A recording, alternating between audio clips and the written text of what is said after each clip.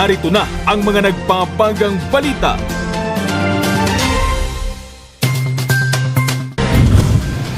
Face-to-face no contact visitation sa makulungan papayagan na sa Baguio City. Benguet, todo ang pag-iingat sa banta ng Omicron. Higit 1 milyong pisong halaga ng marihuana na diskubre sa Benguet. Prostitution din sa Baguio City, sinalakay 10 babae na iligtas. Kung opisyal ka ng gobyerno, pwede mo bang isabay ang iyong propesyon? Ang sagot, alamin sa Ikaw at ang Batas. Kwento ng pagbangon sa La Union, idinaan sa mural painting.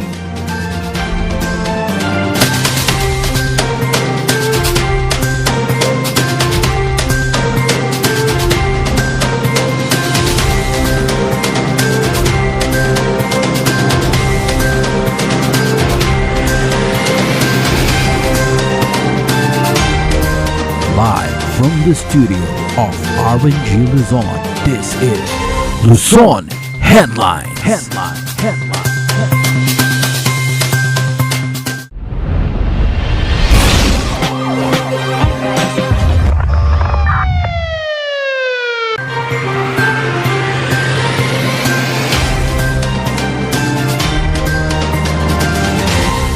Papayagan na ang face-to-face no contact visitation sa mga preso sa Baguio City. Magbabalita, Charles Limon. Sa pagbaba ng alert level ng Baguio City, muling papayagan ng BJMP Cordillera ang face-to-face no contact visitation. Halos magdadalawang taon na po silang walang dalaw sa loob, kaya kailangan talaga na i-implement natin yung i-open na natin yung pagdalaw sa kanila para alam naman natin kung ano yung mga nararamdaman nila na sa loob. Kaya ayaw natin na may parang untoward incident na mangyari. Kaya sa ayaw man natin at gusto, kailangan nating ipursige ang kanilang dalaw. Mula nang nagsimula ang pandemya, ipinagbawal ang pagbisita sa kulungan. Kapalit nito ay virtual visit. Pinayagan naman ang pagpapadala ng mga pagkain at gamit. Handa na raw ang Baguio City Jail para sa face-to-face no-contact visitation. Una itong ipinatupad sa La Trinidad at Bukay Abra. Bubuksan ang pagbisita mula 1:00 hanggang 4:00 ng hapon. Bawat pagbisita ay magtatagal lamang ng 1 oras. I-disinfect ang booth bago at pagkatapos ng pagbisita. Ang mga bisita ay kailangang magpakita ng vaccination card, health declaration form at sasailalim sa triage bago bumisita. Tiniyak naman ng BJMP na bakunado na ang mga preso at mga staff nila. Paalala ng BJMP, bawal dumalaw ang mga hindi bakunado. Nagpapasensya po kami doon sa ating mga kababayan na hindi pa po talaga na-vaccinate for their some personal reasons. Pero pagdalaw niyo po sa jail, hindi po talaga tatanggapin yung no vaccination. Ayon sa mental health advocate na si Ricky Ducas, maganda itong paraan para sa mental health ng mga preso. Napaka-importante yung tinatawag nating communication of emotion. Communication of emotion to their trusted people, and one of their trusted people or support system is their family. We're in talking to them, nakakapagbigay ng nakakalesen ng kanilang anxiety, nakakalesen ng kanilang pagkabagot, or even therapeutic siya in a way that na ilalabas nila yung emotions nila sa family members nila.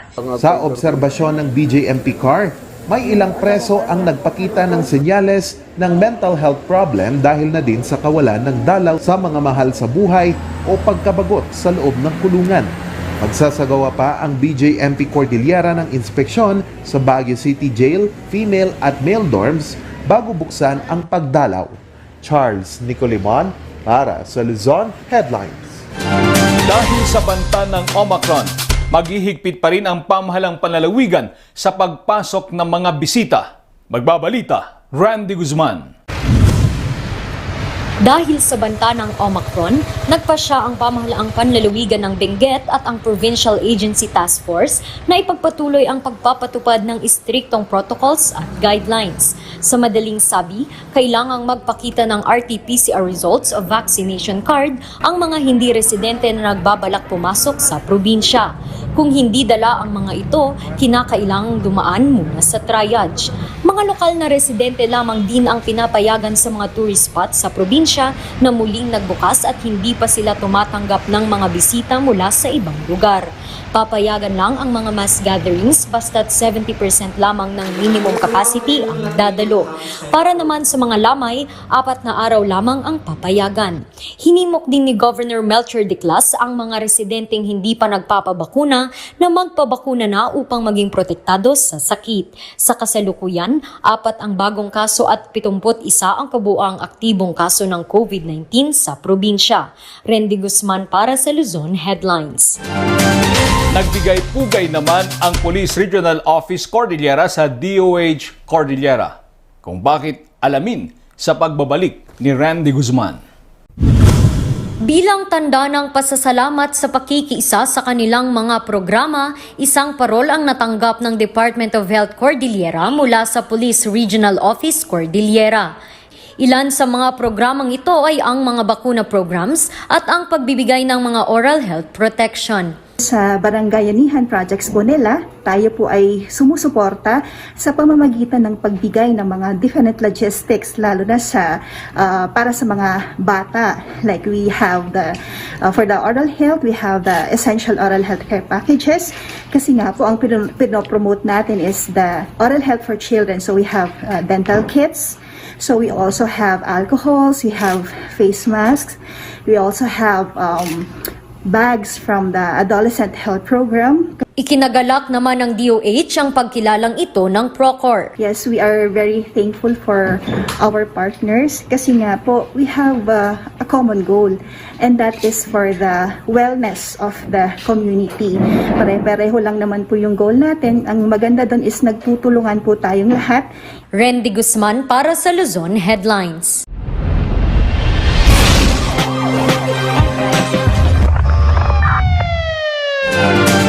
Sa iba pang balita, aabot sa higit 1 milyong piso ang halaga ng mga marihuana na sinira sa 2 plantasyon sa Benguet. Ang buong detalye sa report ni Charles Libon. Muling linusob ng Benguet PPO ang mga kabundukan ng Benguet dahil sa mga napabalitang taniman ng marijuana. Una nilang nadiskubre ang taniman sa Sitio Lanipaw, Barangay Takadang, Kibungan, Benguet. Aabot sa 4,200 na tanim na marijuana ang binunot at sinunog. Nagkakalaga ang mga ito ng 840,000 pesos. Sa katabing bayan naman ng Bakun, nadiskubre ang plantasyon ng marijuana sa Sitio Talalang. Aabot sa 1,500 na marijuana ang nakatanim sa lugar at agad ding sinunog. Nagkakalaga ang mga ito ng 300,000 pesos. Aabot sa 1.14 million pesos ang mga sinirang mga tanim. Isinagawa ang operasyon noong Lunes hanggang Martes. Wala namang nahuling cultivator sa nasabing operasyon. Charles Nicolimon para sa Luzon Headlines. Susunod, prostitution den sa Baguio City, sinalakay. Yan at iba pang balita sa pagbabalik ng Luzon Headlines.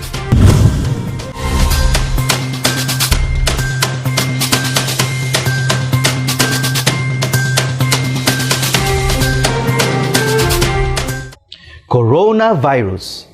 Dahil dito, may mga bagay na hindi mo na magagawa.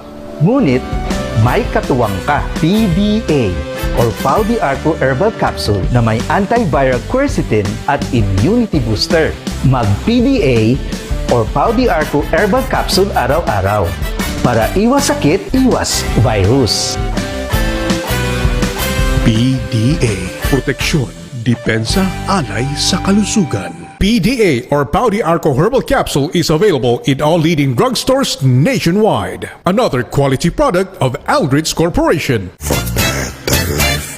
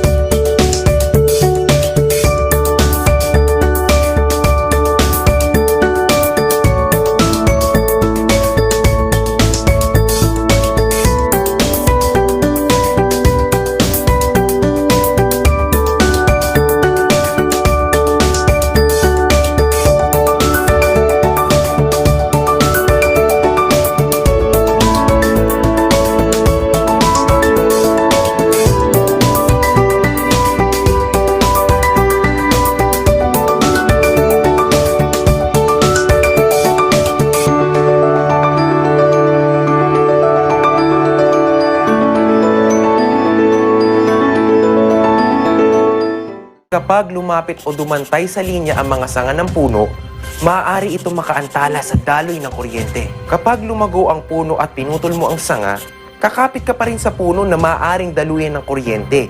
Sanhi upang ikaw ay makuryente. Dahil sa lakas ng kuryenteng dumadaloy sa linyang ito, ang paglapit at pagdikit ng anumang bagay tulad ng metal, kahoy, pati na rin ng bato ay nakakamatay.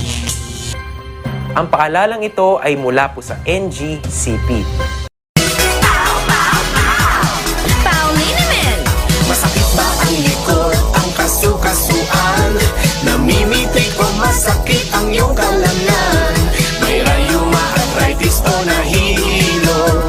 May stiff neck, flatulence o masakit ang ulo? Sa Pauliniment, ginhaway, garantisado.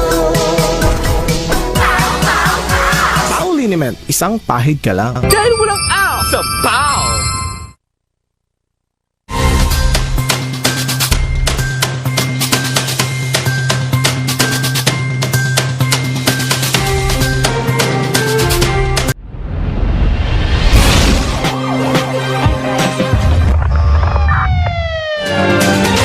Sinalakay ng mga pulis ang isang prostitution den sa Baguio City. Sa operasyon, 10 babae ang nasagip. Magbabalita, Charles Limon.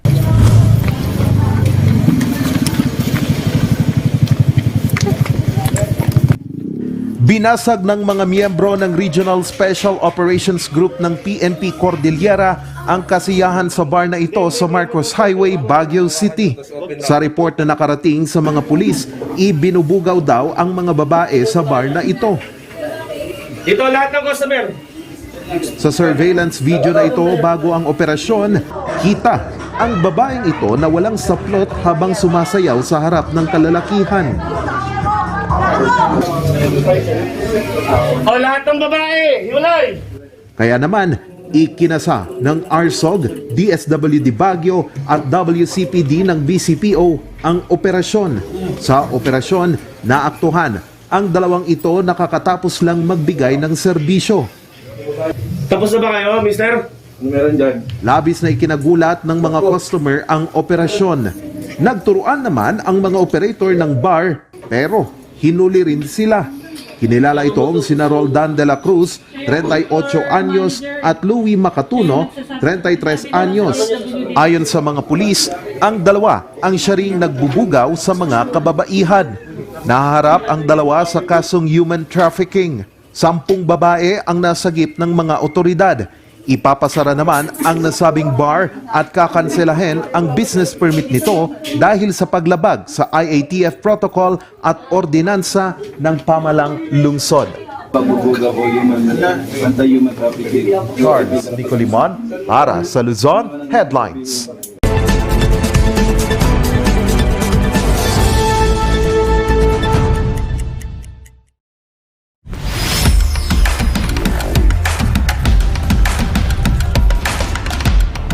Dito sa Baguio, meron tayong isang punong barangay na isang lawyer. At elsewhere in the Philippines, marami ring punong barangay who were elected as punong barangays and lawyers. Ang tanong dito pwede ba silang mag-practice ng kanilang profession? Kasi under our present rules, an executive of the government cannot practice his profession. Under the case of Wilfredo M. Catu versus Attorney Vicente Relloza, and this was decided by the Supreme Court noong 2008, ang isang local government official referring to a punong barangay may be allowed to practice his or her profession, especially if he's a lawyer or a doctor. Pursuant to the DILG, he must first get permission from the DILG secretary or his representative para siya ay makapag-practice ng kanyang law profession. So there is no prohibition for a punong barangay or a barangay captain to exercise his profession provided na kumuha siya ng permit And yung practice of profession includes teaching in the School of Law. It includes appearing before the courts, the quasi-judicial bodies, the Supreme Court, the administrative bodies. Wala pong prohibition yan. This privilege is similarly granted to local legislative officials. And yung local legislative officials, from vice mayor to councilors. Baka nagtataka kayo, sila ay konsehal o sila ay vice mayor, but still, nakikita nyo nagpa-practice sila ng kanilang profession because they are also exempt from the prohibited provisions of the law. Ang hindi lang pwedeng mag-practice na local government official ay yung city mayor. And of course, yung national officials, yung president, yung vice president, yung cabinet members and members of the Senate and Congress are not allowed to practice their profession.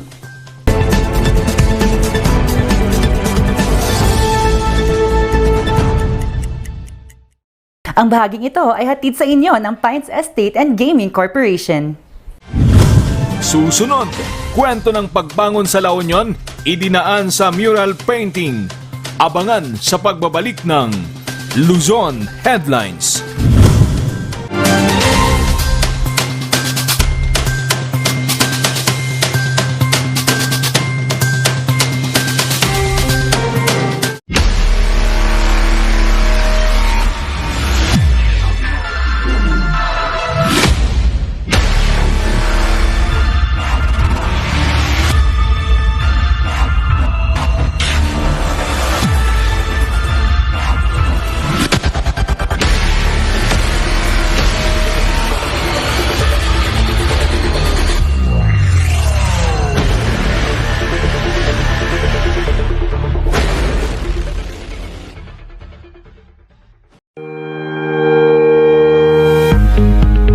Baguio Country Club, the first and only 5-star mountain resort in the Philippines, is fully equipped and ready to welcome you back. The club has thoroughly worked on adapting to the new normal. The usage of any of the facilities and amenities of the club is governed with specific rules, regulations, and procedures in accordance to the medical, physical distancing, and disinfecting protocols. And as you return back here to your second home and make new memories with us, we assure you that at the Baguio Country Club, you do not have to worry because we can assure you that the club continuously puts great importance to the health, safety, and wellness of its members, guests, and employees.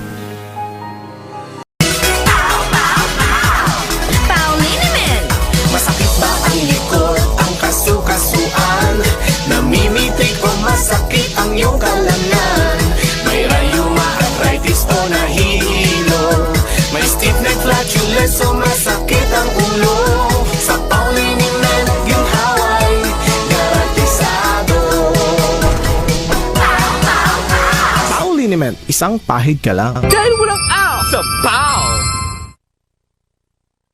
The most beautiful design you will find ever. Great furnitures and better price. Made in Korea. Art and Furnitures. Visit us at San Luis Bugula, La Union. Contact us at 0915-1170-111. Art and Furnitures. TG Home Builders po? Yes po, sir.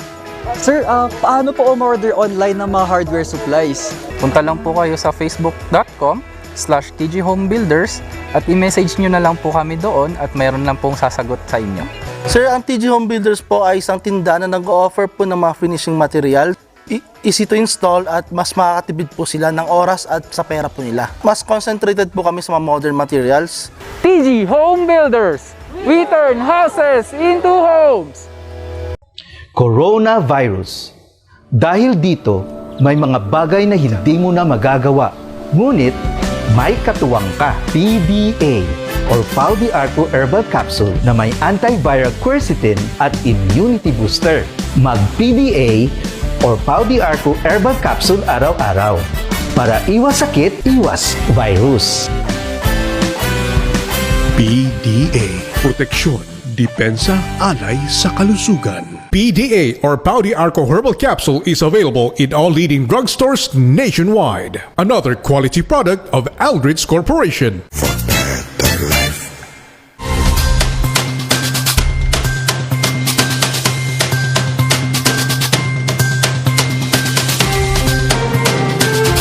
Inidaan sa malikhaing paraan ang kwento ng pagbangon sa La Union.